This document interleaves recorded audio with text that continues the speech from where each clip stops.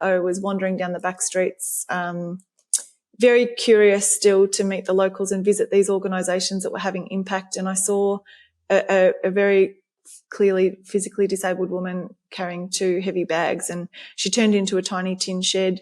And being my curious self, I poked my head around the corner and saw 6 other women in this tin shed with her. And Sangita, one of the women, spoke broken English. She was the only one that spoke broken English, and she was able to share some of these stories of these women who I couldn't quite reconcile with their beautiful, bright smiles. And, you know, I was sort of looking at them, hearing their stories and thinking, wow, this doesn't match up, that they'd been discriminated against in their villages and, you know, seen as bad luck in their society because there's a cultural belief, you know, there in the Hindu religion that if they're disabled in this life, they were evil in a past life. So they were, you know, up against it with what they were doing. And they actually, when I, you know, looked into the tin shed, they had this open flame where they were melting wax in this big wok looking thing, and they were pouring the wax into these ancient looking stainless steel candle makers. So that actually inspired me because they were enterprising, and at the time there were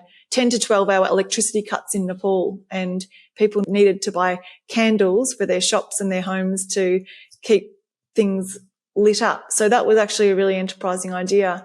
But they said because of the way that they physically appeared, they weren't able to sell many candles at all. So that was sort of heartbreaking for me to meet them and see like the beautiful light in them and their radiant smiles, and then hear those things. And one of the women, Sandhya, actually hid behind another woman and sort of covered her deformity around her face. And that really tormented me afterwards. I thought, oh, it's, you know, for someone to be that ashamed about how they look or how they feel.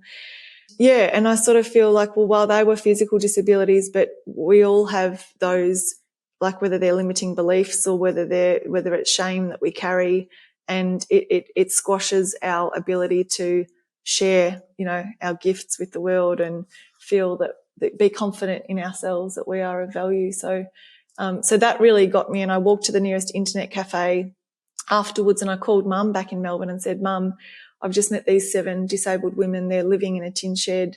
I've got $200 because I was a student. I only had $200 left because I just bought so much crap in the shops over there. You know how you're just in love with the place when you're over there and you just think, that's beautiful, big rugs, and I could barely fit it in my suitcase. And I'd only had $200 left. So I said to Mum, do you think I can make a difference? Do you think I can do something to help these women? And I remember her saying, go for it. You'll be able to make a small difference and we'll support you.